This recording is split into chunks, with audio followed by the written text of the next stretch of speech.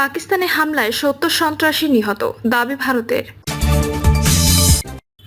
পাকিস্তানে হামলা চালাতে গিয়ে ক্ষতির মুখে ভারত।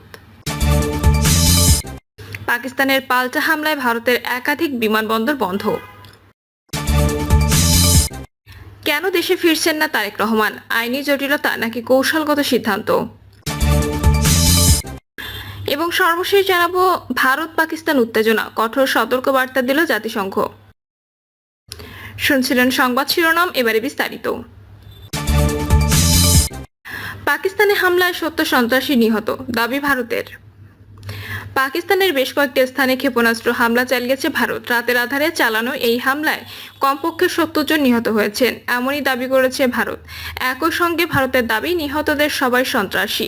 এক প্রতিবেদনে এই তথ্য জানিয়েছেন ভারতীয় সংবাদ মাধ্যম এনডিটিভি। সংবাদ মাধ্যমে দাবি করা হয়েছে, ভোরে ভারতীয় সশস্ত্র বাহিনী পাকিস্তান ও পাকিস্তান শাসিত কাশ্মীরের 9টি সন্ত্রাসী ঘাঁটিতে 24টি সুনির্দিষ্ট মিসাইল হামলা চালিয়েছে। এই অভিযানে লস্কর ই তৈবা এবং জৈশ ই মোহাম্মদের শক্ত ঘাঁটি মুরিদকে ও বাহাওয়ালপুরে হামলা করা হয়। ভারতীয় সেনাবাহিনীর দাবি, এই হামলায় অন্তত 70 জন সন্ত্রাসী নিহত এবং আরও 60 জনের বেশি আহত হয়েছেন, যা সন্ত্রাসী সংগঠনগুলোর কর্মকাণ্ডে বড় ধরনের ধাক্কা দিয়েছে। হামলাগুলো বুধবার রাত 1:44 চালানো হয়। মূলত জম্মু কাশ্মীরের অনন্তনাগ জেলার পেহেলগামে গত 22 এপ্রিলের ভয়াবহ সন্ত্রাসী হামলার জবাবে এই হামলা চালানো হয়। সেই হামলায় 26 জন নিহত হয়েছিলেন, যাদের মধ্যে 25 জন ভারতীয় এবং একজন নেপালের নাগরিক। ভারতের প্রতিরক্ষা মন্ত্রণালয় এক বিবৃতিতে দাবি করেছেন, পাকিস্তান ও পাকিস্তান শাসিত কাশ্মীরের যেসব ঘাঁটি থেকে ভারতের উপর সন্ত্রাসী হামলার পরিকল্পনা ও পরিচালনা করা হয় সেগুলোকে টার্গেট করা হয়েছে। বিবৃতিতে আরও দাবি করা হয়, আমাদের এই অভিযান সুনির্দিষ্ট, সীমিত এবং উত্তেজনা বৃদ্ধির চেষ্টা নয়। কোনো পাকিস্তানি সামরিক স্থাপনা লক্ষ্যবস্তু করা হয়নি। লক্ষ্য বাছাই ও হামলার পদ্ধতিতে ভারত যথেষ্ট সংযম দেখিয়েছে। ভারতীয় প্রতিরক্ষা মন্ত্রণালয়ের দাবি, ভারত তার প্রতিশ্রুতি অনুযায়ী সন্ত্রাসী হামলার পেছনে থাকা দায়ীদের জবাবদিহির আওতায় আনছে। পাকিস্তানে হামলা চালাতে গিয়ে ক্ষতির মুখে ভারত।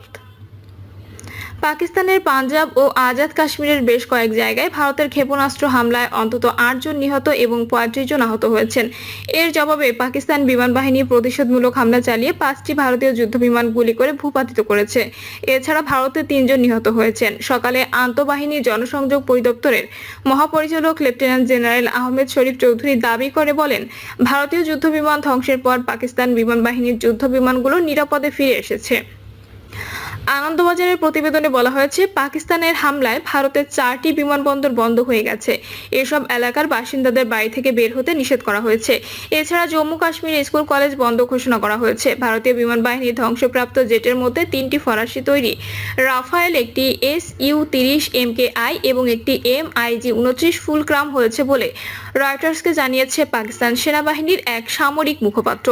অন্যদিকে পাকিস্তানের সশস্ত্র বাহিনী নিয়ন্ত্রণ রেখার দুন্দিয়াল সেক্টরে ভারতীয় সেনাদের ব্রিগেড সদর দপ্তর ধ্বংস করেছে এবং একটি ড্রোন গুলি করে ভূপাতিত করেছে।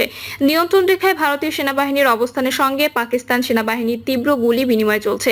পাকিস্তানের বিমান ভূপাতিত করার দাবি সম্পর্কে ভারতীয় কর্তৃপক্ষ কোনো মন্তব্য করেনি। তবে এসব যুদ্ধবিমান ধ্বংস হলে তা হবে কয়েক দশকের মধ্যে ভারতীয় সেনাবাহিনীর জন্য সবচেয়ে বড় ক্ষতি। ফলে যুদ্ধ তীব্রতর হওয়ার ঝুঁকি তৈরি করবে। উল্লেখ্য, কাশ্মীরের পেহেলগাঁওয়ে সম্প্রতি এক সন্ত্রাসী হানায় 26 পর্যটক নিহত হন।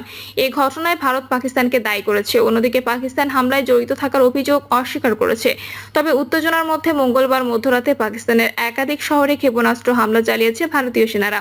এই অভিযানের নাম দেওয়া হয়েছে অপারেশন সিঁদুর। অন্যদিকে ভারতীয় হামলাকে বিনা প্ররোচনায় কাপুরুষোচিত বলে আখ্যা দিয়েছেন পাকিস্তান। তারা পাল্টা জবাব দেওয়া শুরু করেছে। পাকিস্তানের পাল্টা হামলায় ভারতের একাধিক বিমানবন্দর বন্ধ। ভারতের সামরিক অভিযানের পর পাকিস্তানে পাল্টা হামলা শুরু করেছে। এর মধ্যে উত্তর ভারতের একাধিক বিমানবন্দর অনির্দিষ্টকালের জন্য বন্ধ করে দেওয়া হয়েছে বলে জানিয়েছেন সংবাদ মাধ্যম আনন্দবাজার।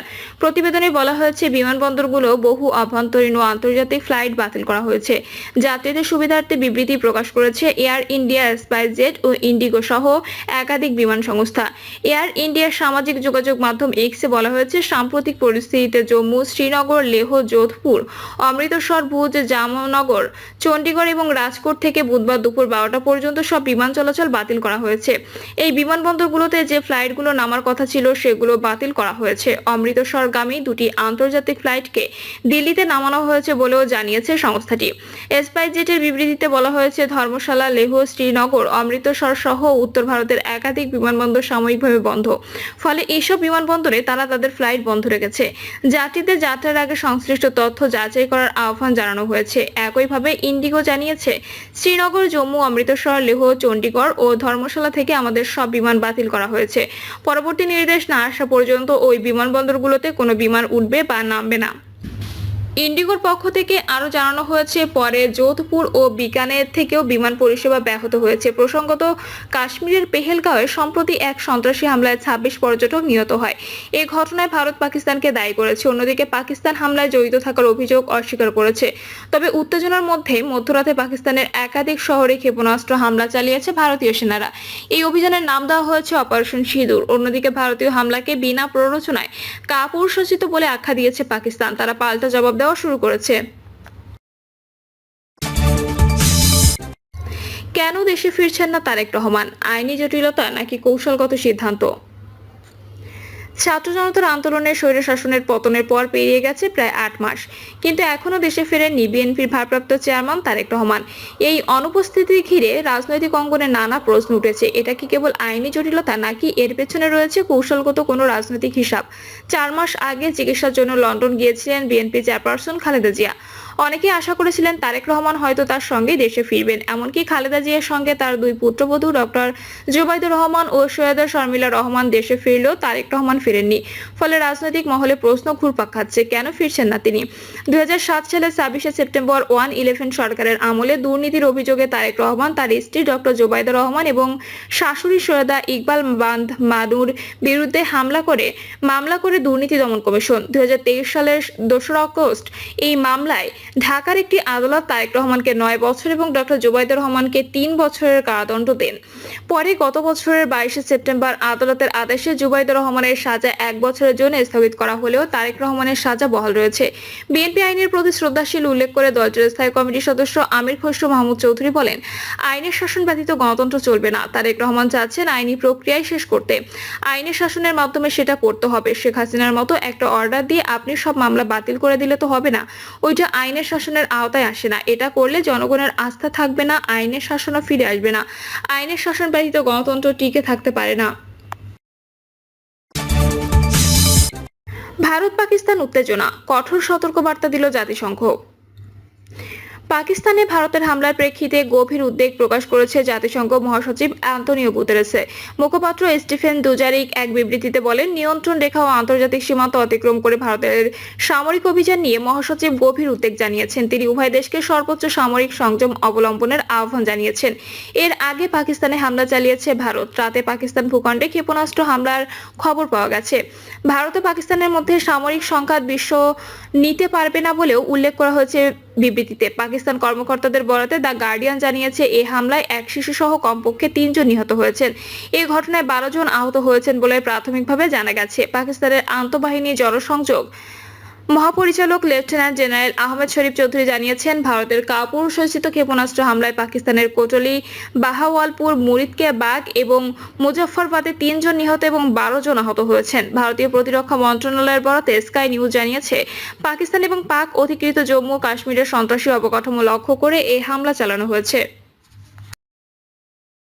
প্রিয় দর্শক, এই ছিল এখনকার সর্বশেষ সংবাদ। আপডেট সব সংবাদ পেতে চ্যানেলটি সাবস্ক্রাইব করে বেল আইকনটি ক্লিক করে রাখুন।